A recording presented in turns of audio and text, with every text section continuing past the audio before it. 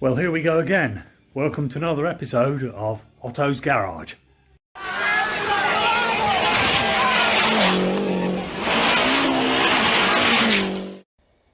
couple of deliveries, primarily for the cooling package. So that's the radiator for the water, the intercooler, the oil cooler as well, and also I think we've also been delivered the header tank as well for the radiator, for the coolant system there. So let's just have a look and see what we've got. And that's the intercooler, and that is quite a nice bit of kit. I'm liking the look of that. Before anything else, reasonably well packaged in there as well. I think we've got a 2.5 inch. That's quite nice, that is. That's decent thickness. And it's all TIG welded as well on there. So, yes, we're liking that a lot. That's good.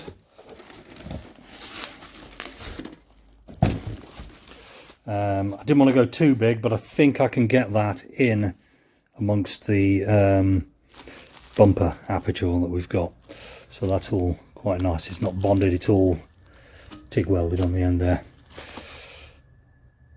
Good. This, I believe, is the oil cooler. So we're going with a Mokel oil cooler. I think this, if I remember rightly, I think this is 19 row. So that's going to sit nicely, I think, alongside the intercooler, probably where the old intercooler, the factory intercooler was. So it'll probably be kind of like standing up that way around, if you like. Plenty of, 19 row. -8. So that's good for that. And got to just figure out where and what mounting brackets we're going to have. But Mokel, good stuff. I don't think we're going to have any problems with that. And it's got some nice instructions with it as well. So that's good. Right, this big package, and it has come in a box as well as the wrapping on it. This is the radiator. And this is a 3-row radiator, I believe. Ali, again, you can see in there we've got welded tanks on it. So the tanks left and right welded on. I'm not going to take that all out of the box at the moment. GPI rating, yeah. So again, a nice Ali radiator on that one. What I'm going to have to do is get the radiator fitted first, I think, because that's going to go on the factory mount, and then we can see exactly where the intercooler is going to go and where the oil cooler is going to go alongside it. One thing I would say is that when you're buying these parts now off eBay, and all of these items have come from suppliers that sell on eBay, just be aware, because on the water radiator, I think it was advertised at 160 free with free post, which was great. So we made the purchase, but what then happened was that I got a message off DHL saying that I had to pay some import duty, because when I actually looked at it, although I'd specified on eBay that I wanted a UK seller, it's actually come from the Czech Republic.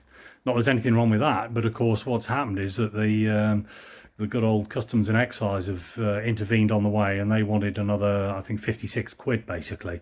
In this instance, I was really lucky because the seller actually decided to help me out, and they paid 50% of the import on it. So just be aware of that you may get caught with import duties when you're not buying from a UK seller on the old eBay. So there you go. So a few other items. This is all the -8 oil cooler AN fittings and the hose to suit. We've got some little blue clips here, which basically go into the factory holes so you can put self-tappers into them. So I've been looking for some of those for a while. That's just for like little trim clips and things like that. So that's cool. A new throttle cable. That'll come in useful, I'm quite sure, when I want to use the throttle. And then our good friend Jim Taylor managed to source me a 8-valve pulley to go on the front of the crank, and that's got the timing, because obviously the timing is determined, electronic timing this is, when it's going to fire. That's determined off the sensor which goes around and picks up on these 4 teeth, I guess you'd call them. So that's cool. So we can get the engine sorted on the front end there. And the thing that I'm still hanging on for is the clutch from Italy, but now we're in September. That should be being sourced and hopefully sent over to us. So that's a bit of a wait and see. The other thing that I haven't showed you yet, let's just go and have a look, is this little beauty. And this basically is the header tank for the radiator system. So I know where I'm going to put that. Basically where you've got your ABS reservoir on a 16 valve or later car, that is on that inner wing in front of the master cylinder. So I'm going to mount that up there, basically out of the way, keep it up as high as we can. So we've now got our cooling package, which is cool. Well, it's time we had a look at this rear bumper. I'm not sure what I'm going to do with it at the moment because it has got a few cracks in it, as you can see. It's obviously been in a bit of a rear end and somebody's tried to bodge it up. Unsuccessfully, I think. But in any event, I'm going to strip it all down and then we're going to see what we don't need in there in way of weight, basically. Because it is just going to be a cosmetic cover at the end of the day. If I really struggle with it, I might just turn it into a mould and take something off it to make a new bumper, but we'll just see where we are. So we'll strip it off, have a look, and then we'll go from there. That's it stripped off. So what I've done is I've taken off the rubber trim, which is that fella there. I've taken that off from around the outside. That's just held in with a few clips where these holes are. So that's straightforward enough, and again, I'm quite pleased. The bolt fixings are all in quite good condition, so they all came out quite well. But what I'm thinking is, where this valance comes down underneath, I'm thinking we might just follow the line of this and put a cut in it, and take the bottom of that valance off all the way across, which is damaged anyway, and then. Yeah, the rest of it, I'm going to give it a clean and just see whether we can't fix it up. Somebody's obviously fixed it here, so you can actually bond to it. So, yeah, we'll have a look at that and see what we've got. Right, it's radiator time, and there she is. So, I was quite right. That is a nice radiator. It's got some cracking welding on it, and I love the way they've polished these header tanks on it as well. So that isn't bad at all. I'm liking that. What I've done downstairs, if you have a look underneath, I've put the brackets in. They're the original brackets, and they've just had to be repositioned because the two lugs on the radiator, that one there and the one over here, they're not exactly in the same place. So what I've done, I've taken the opportunity and I've moved it all that way a bit as well, so she's tight up there, which gives us a little bit more room here, because what I'm thinking now is that may well be the point or the place where we put the oil cooler. So I'm just going to have a look and see how that marries up, but yeah, that's looking good. I'm liking that. Right, that's the oil cooler in there. Just so you know, the reason why I've gone with a bigger oil cooler than the standard one, which was, you know, it's a smaller one that goes across the front. This turbo is only oil cooled. There's no water cooling on it, so obviously we're going to get some higher oil temperatures, and I think it's just prudent to have a decent sized oil cooler in there. But shunting that radiator over that way, that's made a nice space for that, so I'm going to get that one in there. The other thing I'm just going to offer up now is the intercooler. Right, well I put the radiator in there now, so let's just have a look, because I've also put the bumper back on as well, so we can just have a shufty and see what that looks like. So that sits fine in there, there's not a problem with that. That's still got our gap where the oil cooler is going to go down there. The intercooler itself is going to fit in this zone here basically, and we're going to have to trim out some of this fiberglass basically to get that to fit, but I'm not too fussed about that. And the other thing that I'm going to have to do is where we've got our metal kind of like bumper reinforcement in the back, and we have to cut some of that out because I need the intercooler to kind of sit back a bit further. So the next job really I think is going to be cut the bar at each end, down here and down here, remove these 3 metal uprights and take that metal away there. I could remove the whole bar and go without it, but the problem there is then I've got nothing to kind of hang the intercooler off, and it just looks like a perfect mounting zone really for that. So I'm going to cut it, and then we are going to probably have to trim out the front of the grill as well to get the intercooler to fit in there. So that is the next job. The rear bumper that we were looking at before, I've mounted up temporarily on the back of the car, and it does actually give it a nice shape. I do like it. Where we cut out the back of the valance, I'm quite liking that. We haven't got that dragging down underneath. It does also mean that you do get exposure of the suspension and the diff there, which is quite nice. But the thing that isn't any good is this kind of stuff. It's absolutely cracked to buggery. So what I'm going to do, I'm going to treat that as a kind of like a mock. We're going to flatten all of these grooves out and get rid of all these holes and the cracks and everything like that, and make a buck out of it. And then I'm going to take a fiberglass copy off it.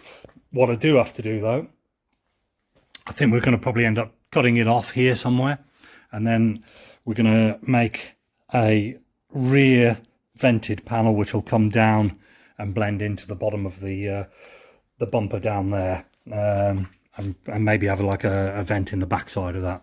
So that's a bit of playing around with, but it does look, it sits quite nice there. You can see it all on the car anyway. It gives a nice profile to the back end of the car, which is what we like. Just zoom out a little bit there so you can see that a bit better there. So yeah, we just got to play around with that arch where it meets that, but apart from that, that is going to look nice on the end there. So just got to spend a bit of time getting that into a fiberglass mold state, basically, get it looking right.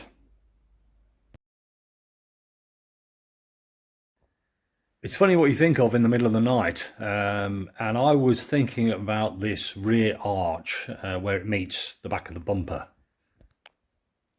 So we've got our bumper, which was the standard Prisma bumper, in place there, but obviously where we've got the integrale arch, it doesn't match. You know, there's quite a step in there. And I suddenly thought, in the dull moments of the night, what goes on at the front? And at the front, we've got basically our wing, which does that. And I wondered whether there was something similar. So this was one of the first panels I bought, and it was really quite beaten up, secondhand, a lot of bodged filler on it and stuff, and it just got chucked on the side. However, looking at it now, I reckon that if we cut this back piece off, I've just offered it up, this filler panel here will fit pretty much right in under that bumper, and it's going to create, on the back side, I'm going to create a little vent in there, I think. So what I'm going to do is I'm going to chop this off down here. This part then should marry up to the wing that I've got built onto the car at the moment, and then this will be our little infill panel between the bottom of the wing and down to the bumper at that level. And I can have that as a little part which can be bolted onto the bumper as well, and hopefully with a bit of glassing that should sort the problem out. I've cut the bottom panel off the wing there, so that was basically in here before, and then just done a bit of trimming around as well on it. Let's go and see what she looks like on the car. So just mounted the wheel on there so we can get the right radius on the arch, and then this little panel is going to come in on the back here basically. So as you look at it from above, it's kind of following the wing, but the other thing that I wanted to achieve as well is this kind of like vent effect on the back. So there's going to be a step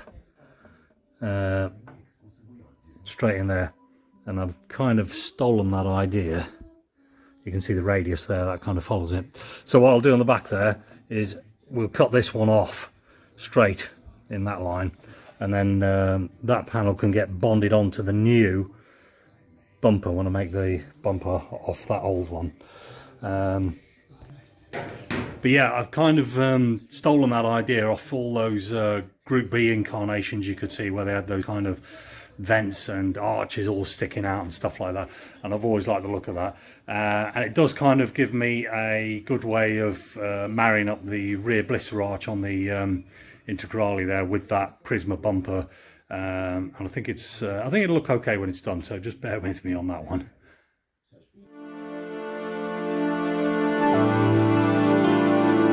I've got that bar out, and this is the result. Basically, it means that I can get the intercooler in there probably without cutting the grill, which is quite tidy. It is just resting in there at the moment. So yeah, that's quite cool. I like that. What I think I might do in any event, we'll see. I'll probably take out these 3 bars here. But if I can just lift her up a little bit, which it will go, then I can hang it off that top bar of the kind of strengthening metal bar that goes in behind it. That's the bit I've cut out anyway. And then I think what I'll do is I'll make a little piece of metal under the intercooler, which will run straight across the bottom of it and go up, and we can weld that onto the end of the bar that I've cut. So that'll kind of like step down and underneath. And then of course we've got the hose unions are up the top there, so I can get one through that gap over there, I'm pretty sure, and then one can come around here and go through that gap down there. So that's all very good indeed. So that's the position for our cooling pack, and I think it looks cool. So once we've got all that in, the next thing, I'm hoping that flipping clutch will turn up. We can get that mated to that and get that all in there. The intercooler is going to be mounted on the bumper. So what I've done is, as shown before, I've cut out that bottom section of the crash bar, and we've just mounted up some tubes on some bolts on there basically, and we're going to weld those onto the front of the crash bar, and that will give us the position of the intercooler. But what I've also done is, if you have a look, it's kind of tilted back a little bit as well, and the idea there is that it will fit inside the fiberglass bumper.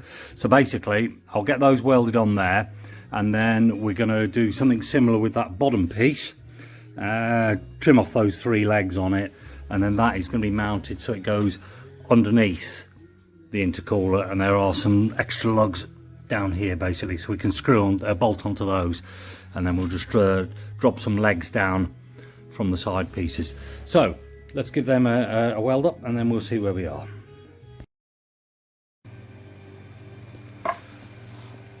Top mounts just heavily tacked in place, so I don't want them rotating around, but that looks good. And then I've done similar on the bottom by mounting that bottom of the crash bar in there, and then all we need to do is insert a piece vertically in here, and then that will make our mount up, and that's what she'll look like. Oh, it's another late one. Anyway, let's have a look and just see what that front intercooler crash bar looks like. So there she is. That's with the uprights on it at each end, and you can see in there we've got the lugs welded in on the bottom and the lugs welded on the top. So what I'll do now is I'll mount up the intercooler, and you can have a look and just see what it looks like.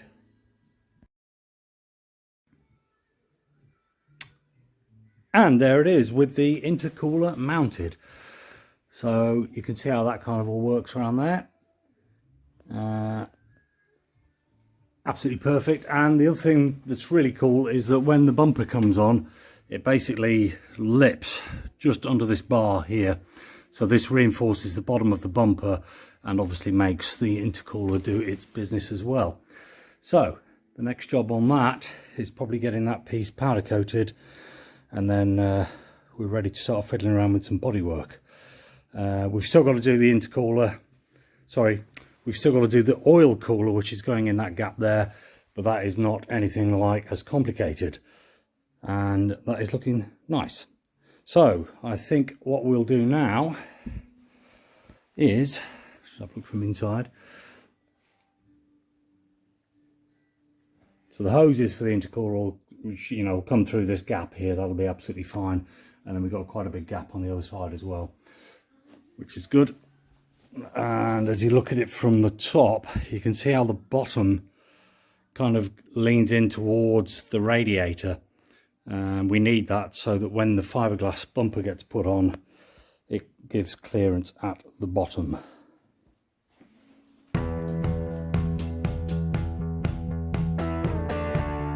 Kaboosh!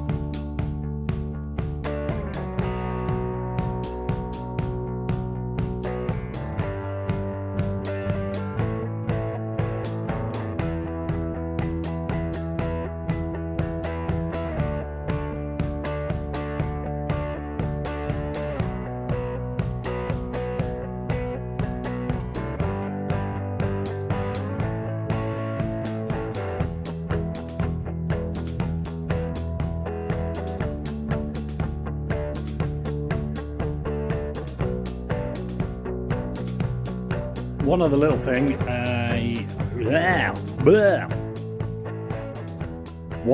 thing, I got back the water pump blanking plate,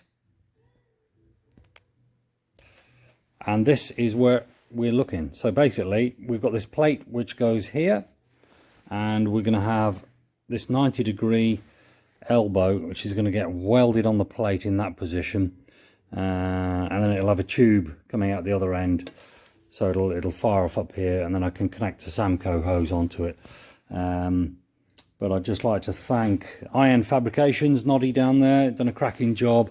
Not only did he have to work off the gasket to get it the right shape and everything, but then he had to draw it up on CAD and then fire it into the profile cutter. So in any event, that is what we've got. So that's blanking and replacing our water pump, the manual water pump that is, and then the when the elbow's on it, that will lead to the electric water pump. Job's a good one. Kaboosh! So there's a few things there that we've got to get on with. I'm going to crack into that. I'm fast running out of time.